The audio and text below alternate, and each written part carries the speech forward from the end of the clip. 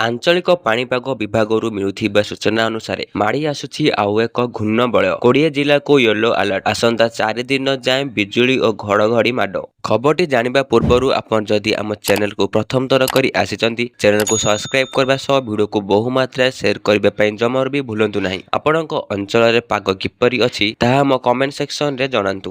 ରାଜ୍ୟକୁ ମାଡ଼ି ଆସୁଛି ଆଉ ଏକ ଘୂର୍ଣ୍ଣବଳୟ।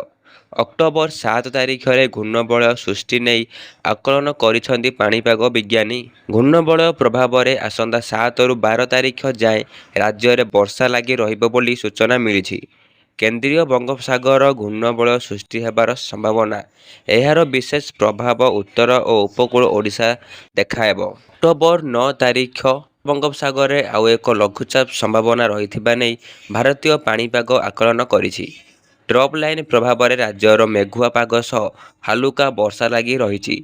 ଆସନ୍ତା 4 ଦିନ ଯାଏଁ ବିଜୁଳି ଓ ଘଡ଼ଘଡ଼ି ସହ ବର୍ଷାର ସମ୍ଭାବନାକୁ ନେଇ ଚେତାବନୀ ଦେଇଛି ପାଣିପାଗ ବିଭାଗ। ଆଜି ସକାଳୁ ରାଜଧାନୀ ସମେତ ଅନ୍ୟ କିଛି ଗାଁରେ ମଧ୍ୟ ହାଲୁକାରୁ ବର୍ଷା ଦେଖିବାକୁ ମିଳିଛି।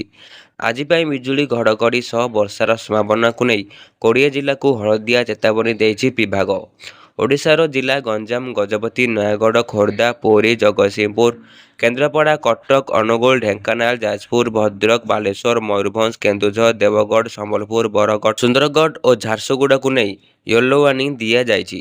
ଉତ୍ତର ଆଭ୍ୟନ୍ତରୀଣ ଓ ଉପକୂଳ ଓଡ଼ିଶାର ଜିଲ୍ଲା ଗଞ୍ଜାମ, ଗଜପତି, ନୟାଗଡ଼, ଖୋର୍ଦ୍ଧା, ପୁରୀ, ଜଗତସିଂହପୁର, କେନ୍ଦ୍ରାପଡ଼ା, କଟକ, ଅନୁଗୁଳ, ଢେଙ୍କାନାଳ, ଯାଜପୁର, ଭଦ୍ରକ, ବାଲେଶ୍ୱର, ମୟୂରଭଞ୍ଜ, କେନ୍ଦୁଝର, ଦେବଗଡ଼, ସମ୍ବଲପୁର, ବରଗଡ଼, ସୁନ୍ଦରଗଡ଼, ଝାରସୁଗୁଡ଼ାକୁ ୟେଲୋ ୱାର୍ଣ୍ଣିଂ ଦିଆଯାଇଛି। ଏପରି ଲାଟେଷ୍ଟ ଅପଡେଟ୍ ପାଇଁ ଆମ ଚ୍ୟାନେଲକୁ ଯୋଡ଼ି ହୋଇ ରୁହନ୍ତୁ।